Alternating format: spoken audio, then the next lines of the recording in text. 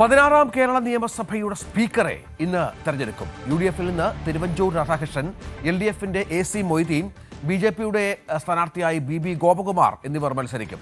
102 അംഗങ്ങളുടെ പിന്തുണയുള്ള UDF സ്ഥാനാർത്ഥി തിരുവഞ്ചൂർ രാധാകൃഷ്ണൻ സ്പീക്കറായി തെരഞ്ഞെടുക്കപ്പെടും. Pro tem speaker G. സുധാകരൻ തെരഞ്ഞെടുപ്പ് നടപടിക്രമങ്ങൾ നിയന്ത്രിക്കും. പ്രതിപക്ഷ നേതാവായി പിണറായി വിജയനെയും ഇന്ന് പ്രഖ്യാപിച്ചേക്കും. ഡാൻ കുര്യൻ വിവരങ്ങളുമായി ചേരും. ഡാന്, തിരുവഞ്ചൂർ സ്പീക്കറാകും, സംശയമില്ല. 102 അംഗങ്ങളുടെ വലിയ മൃഗീയ ഭൂരിപക്ഷമുണ്ട് UDF-ന്. ഇത്തവണത്തെ പ്രത്യേകത BJP-യുടെ മത്സര സാന്നിധ്യമാണ്. അത് പ്രധാനപ്പെട്ട ഒന്നാണ്. എന്തൊക്കെയാണ് നടപടിക്രമങ്ങൾ?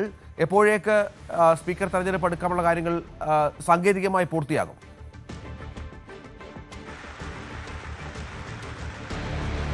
രാവിലെ സഭാ നടപടിക്രമങ്ങൾ 9 മണിക്ക് ശേഷമായിരിക്കും ആരംഭിക്കുക. 9:30 ഈ സ്പീക്കർ തെരഞ്ഞെടുപ്പിലേക്ക് കടക്കുക.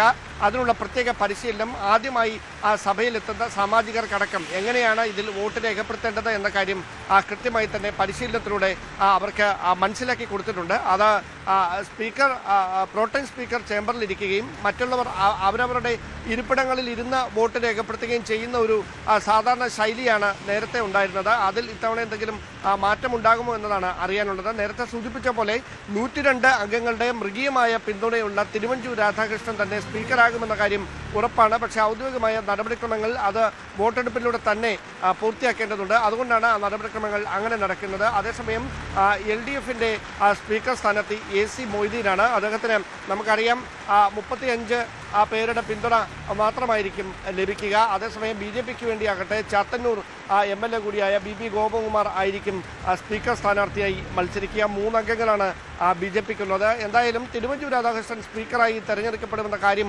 ഉറപ്പാണ്. അതോടൊപ്പം എടുത്തു പറയാനുള്ള കാര്യം, പ്രതിപക്ഷ നേതൃസ്ഥാനത്തേക്ക് പിണറായി വിജയനെ നേരത്തെ പാർട്ടി നേതൃത്വം തീരുമാനിച്ചിരുന്നു. അത് ഔദ്യോഗികമായി ഇന്ന് സഭയിൽ പ്രഖ്യാപിക്കുന്ന നടപടിക്രമങ്ങളും ഒരുപക്ഷെ ഉണ്ടാകാൻ തന്നെയാണ് സാധ്യത. അങ്ങനെയെങ്കിലും ഒരു 45 മുതൽ 1 മണിക്കൂർ വരെ നീളുന്ന നടപടിക്രമങ്ങൾ മാത്രമേ ഇന്നുണ്ടാകുകയുള്ളൂ. അതോടെ ഇന്നത്തെ സഭയുടെ നടപടിക്രമങ്ങൾ പൂർത്തിയാക്കുമെന്നാണ് മനസ്സിലാക്കാൻ കഴിയുന്നത്.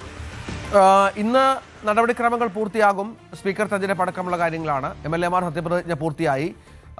നിയമസഭാ സമ്മേളനം, ബജറ്റുമായി ബന്ധപ്പെട്ട കാര്യങ്ങൾ, ഗവർണറുടെ നയപ്രഖ്യാപനം, അത്തരം കാര്യങ്ങളിലുമൊക്കെ തീരുമാനങ്ങളിലേക്ക് പോകേണ്ടതുണ്ടല്ലോ.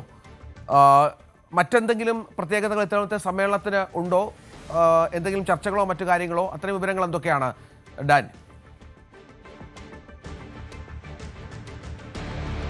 29-ാം തീയതിയായിരിക്കും ഗവർണർ രാജേന്ദ്ര വിശ്വനാഥ് അർലേക്കർ പുതിയ സഭയെ, 16ാം നിയമസഭയെ അഭിസംബോധന ചെയ്യുക. അതിനുശേഷം ഗവർണറുടെ നയപ്രഖ്യാപന പ്രസംഗത്തിന്മേലുള്ള വിശദമായ ചർച്ചകളായിരിക്കും 2-3 ദിവസം നടക്കുക. അതിനുശേഷം ബജറ്റ് നേരത്തെ നിശ്ചയിച്ചിരുന്നത് 5-ാം തീയതിയാണെങ്കിലും, വരുന്ന 5-ാം തീയതിയാണെങ്കിലും ഒരുപക്ഷെ ആ തീയതിയിൽ മാറ്റമുണ്ടായേക്കാം. കുറച്ചുകൂടി സാവകാശം തേടി വിശദമായി കാര്യങ്ങളൊക്കെ പഠിച്ച്, നമുക്കറിയാം വലിയൊരു സാമ്പത്തിക പ്രതിസന്ധിയിലൂടെ സംസ്ഥാനം കടന്നു പോകുന്ന സാഹചര്യമുണ്ട്. അതുകൊണ്ട് ക്രിയാത്മകമായ ചില പ്രഖ്യാപനങ്ങൾ നടത്തേണ്ടതുണ്ട്. അതിൽ സർക്കാരിന് നികുതി ഭാരം പൊതുജനങ്ങൾക്ക് മേൽ അടിച്ചേൽപ്പിക്കാത്ത തരത്തിൽ, പൊതുജനങ്ങൾക്ക്, സാധാരണക്കാർക്ക് ബുദ്ധിമുട്ടുണ്ടാക്കാത്ത വിധത്തിൽ, എന്നാൽ സർക്കാരിൻ്റെ നികുതി വരുമാനം വർദ്ധിപ്പിക്കാനുള്ള കാര്യങ്ങൾ സമഗ്രമായി തന്നെ പഠിച്ചുകൊണ്ടായിരിക്കും ധനമന്ത്രി കൂടിയായ മുഖ്യമന്ത്രി VD സതീശൻ ഇത്തവണ ബജറ്റ് അവതരിപ്പിക്കുക. അതുമായി ബന്ധപ്പെട്ട ഒരുപക്ഷെ കൂടുതൽ സാവകാശം അദ്ദേഹം തേടിയേക്കാം. അങ്ങനെയെങ്കിൽ 5-ാം തീയതി ബജറ്റ് സമ്മേളനം നടക്കാനുള്ള സാധ്യത കുറയും. ആ കാര്യത്തിൽ ഒരു ഉറപ്പ് ലഭിച്ചിട്ടില്ല. എന്തായാലും